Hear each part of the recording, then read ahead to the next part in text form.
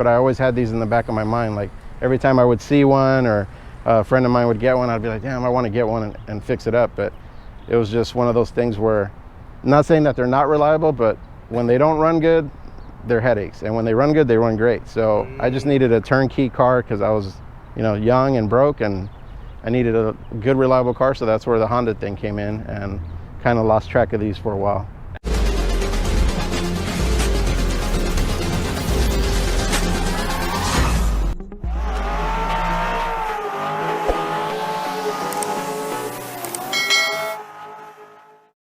Alright everyone, welcome back to the Motive Anatomy. Today we have Alex. Alex, thank you so much for making the time for us, man. This is going to be a pleasure. So tell us, man, what do you drive? This is my 1955 Volkswagen Bug. It's an early model. So in 1955 they had early production cars. This is a February 1955 car.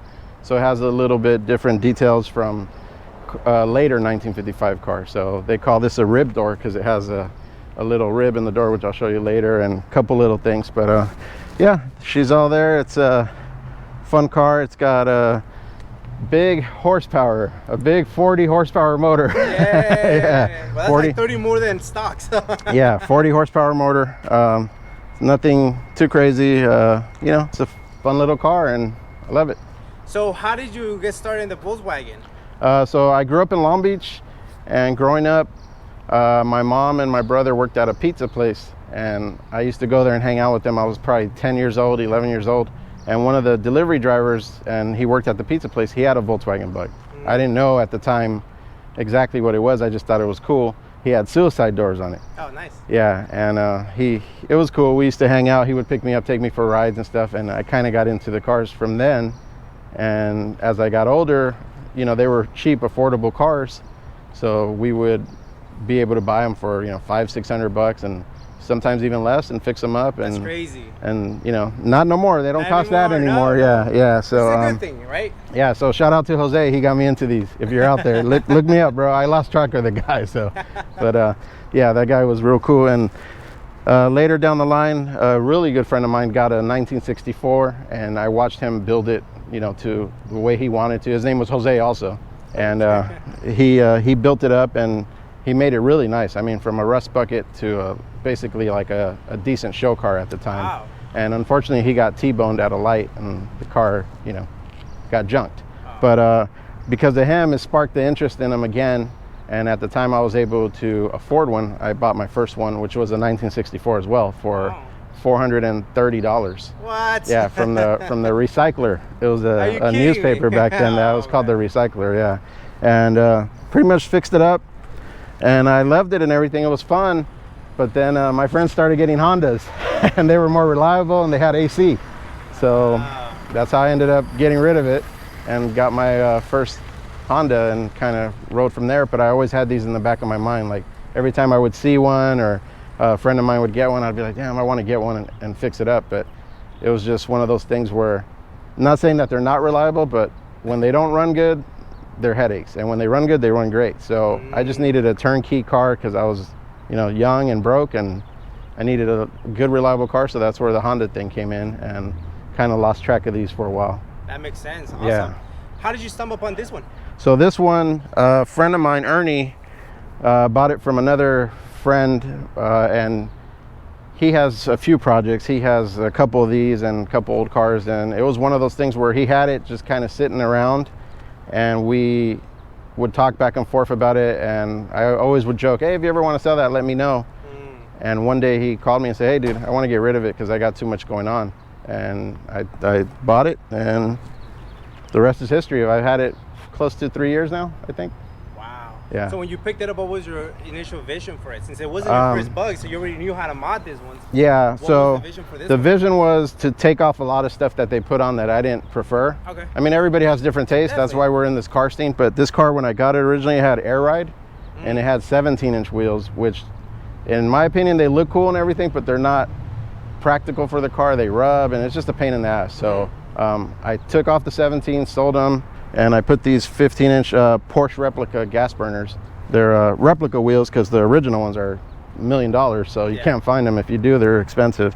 So I put these on there the way I prefer it, and I got rid of the air ride and just changed the suspension up and stuff like that. Not myself, I had friends that helped me do that. And yeah, so kind of just put my style on it, you know, because it was cool the way it was, but it just didn't ride comfortable, and it just wasn't the way I wanted it. So I kind of put my taste on it. All right, Alex, tell us, what do we got going on in the front end?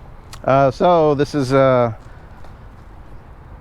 we'll start, I guess, with the color. It's Texas brown. It's original Volkswagen, early Volkswagen color.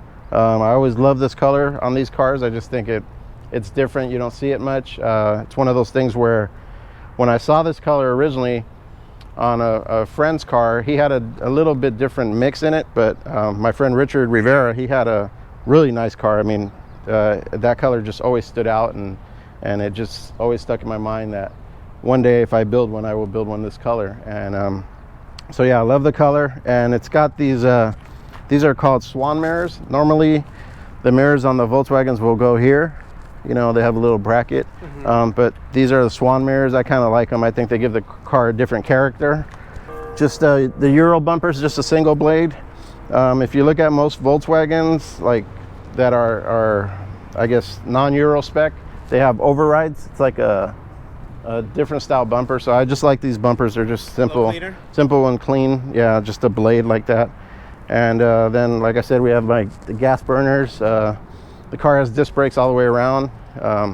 At one point, it was a pan-off restoration where they take the body off the pan and build it up. I purchased it like that. So what company do you use for the disc and everything?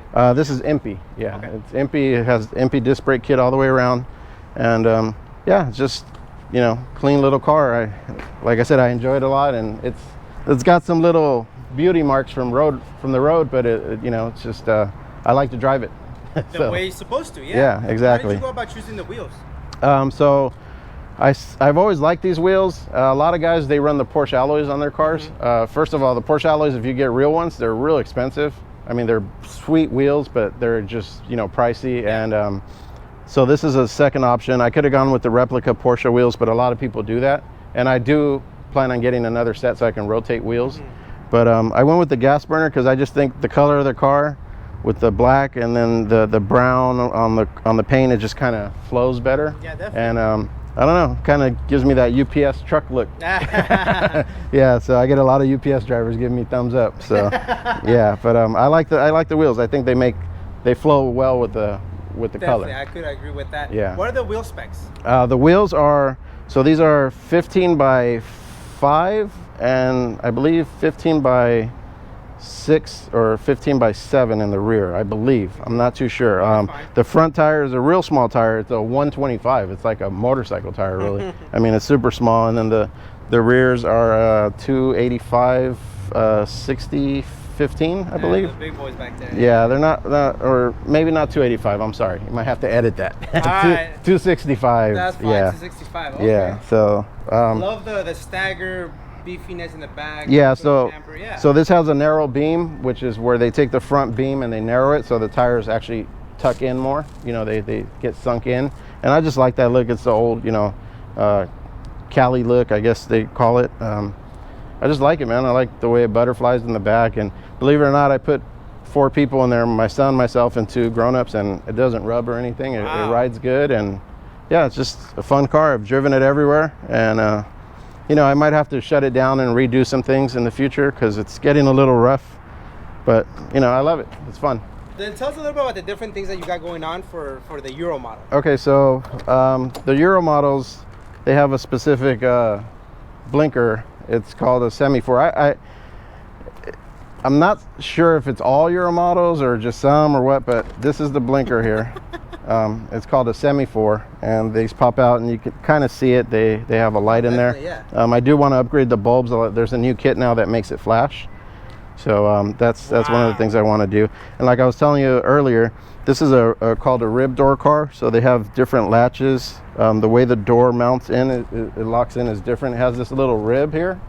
And this is only early 1955 and earlier cars had this. So it's just little details that if you're a Volkswagen guy, you'll notice. The other interesting thing about 1955, in 1955, they on the assembly line, they rolled off the 1 millionth Volkswagen Bug. So It was 1 million cars in 1955 that, you know, to that date that they had built. So that's pretty cool. 1955 they had already built 1 million. Yeah, from the time they started them to 1955. So, you know, there's a big story on the millionth Volkswagen Bug, and it was in 1955. It's pretty cool. And then, you know, in Mexico, los combis and all that, and they use them as taxis, and, you know, and yeah, they're great cars, man. They run. They're not as powerful. You could put a big motor in there, but they're fun just the way they are. Yeah, you know? they're cruisers, man. Yeah, they're little cruisers. Yeah. That distinct sound of the motor. Yeah. The rear. Tell us about does the rear had anything to do with your purchase? Why were you looking for a 55? Is it the windows in the back, the taillights, or you just fell in love with the 55? I like the oval windows. You know, as you tell from 1953, late 53, I think early 53s had a split still. They were called Switters, but in late 1953 or early 1954, they came out with the oval, and it's just a cool look, small little window. Obviously, the split windows it's the holy grail, yeah. Yes. But you know, if you could find one of those, I mean, good luck. Yeah, and if you do find them, they're either really bad and they need tons of work, or they're pretty expensive. And I have a couple of friends that have some really nice ones. So really, yeah. But like I said, this attracted me because it's just cool. It's different from the rest, and I just like the way it looks. Nice little window, and then also I like the tail lights on these. You know, they're just small, small little lights. They're just unique, you know. And the W deck lid it just has that flow. And is that something the early models, the W deck? Yeah, I believe the deck lid. This deck lid goes all the way to 1958, I believe. Wow. Yeah. I never paid attention to those things. So there's little differences. They start changing every year. Has different distinguished characters about it. But yeah, man, it's cool. I could open the front, as they say. The engine compartment is usually in the front. We do have Hondas here, so. Yeah, so I have a pop out. So this is actually, it looks like it's not lined up, but the reason it's like that, it's a pop out, and it's just so the air can release. So the air flows in, and you put a pop out so it can kind of flow better and cool the engine. You know, it's nothing fancy. It's no show car, but it's cool. Just a simple little 1600. Originally, this car came with a 36 or 34 horsepower engine. But you say it has a whopping 40? Yeah, it's about 40 horsepower right now. No, that's awesome. It'll never throw you back in your seat. So did you refresh the motor yourself? So when I got this car, it had a big motor in it. It had a bigger motor with dual carbs and all that. But unfortunately, the car had an engine fire. All this burnt up. As you can see, I had some paint work done, and it actually bubbled up. But my friend's going to take care of that, redo it. But it caught on fire. So I pulled that motor out. And that motor always needed to be tuned and adjust. And these are simple, man. You just turn the key and go. You don't have to adjust too much and all that. So I just put a smaller motor back in. You know, my friend Todd, he's a great mechanic on Volkswagens. He swapped the motor out for me, did some suspension work, him and his son, and just put a small little motor back in there, and I got rid of the bigger motor. Even though it was faster and everything, it just, this is more turnkey reliable, man. I don't have to adjust the carbs and do all that. I just get it in it and go. What are the future plans for it? Future plans might be to try to put the original motor back in if I can find one. Yeah, the 36 horse, and do what they call an acrostic kit. It's like a dual carb early setup. You know, it's like a stroker motor for a 36 horsepower. It's funny. It's just it's weird how that works, but they're just beautiful, man. They look good, and they complement the car well for the year. Definitely. So that might be a plan if I don't sell it. Stop saying that. Andrew's getting sad right now. Yeah, so we'll see. That might be the plan. And if I can convince my beautiful wife, maybe in the future I'll get it repainted and just clean it up again, and maybe bring it a little. I mean, people say it looks good, but I notice all the flaws. So it looks amazing. So thank you, appreciate that. Gotcha. Yeah, thank you. Cool. Let's talk about interior. What do you got going on inside? So the inside is just all OEM, you would say? Kind of. I mean, it's got the weave carpet, as they call it. I believe it's German square weave carpet. It has the 3-spoke steering wheel. It's all aftermarket. It's got an original radio. I mean, it would work if the car were still 6-volt, but now the car is 12-volt, so you have to do some adaptions and stuff like that. But yeah, full carpet kit, headliner. The seats, everything's there. It's, you know, it's a nice color. Probably wouldn't be my preference, but like I said, when I bought the car from my friend Ernie, The prior owner from him had already done it. So this is a 3-spoke steering wheel. It actually goes well with the car. It's actually for these earlier cars. Some of them had that standard steering wheel. Wow. And yeah, I think it looks good, and you know, just simple and clean. There's not too much to it. Is there any future plans for the interior? Yeah, I'm probably gonna. You don't sell it. I'm probably gonna pull the carpet out. Oh. And put a rubber mat, because some of these cars had carpet and rubber, and I like the carpet and everything, but I think the rubber mat is a little more easier maintenance, especially with the brown carpet, man. You can see anything in it, you know. If God forbid you step on something, you get in there without checking, and you know, I've had to clean it a couple times. So I think the rubber mat is just for my personal taste, and as much as I drive this thing, because I drive the crap out of it, I think the rubber mat's just easier to clean. And yeah, so that might be that. And probably put a stereo in it at one point. Not there, I'm just gonna hide it somewhere, because right now I just use like a Bluetooth speaker. Yeah, but yeah, other than that, you know, just keep it the way it is.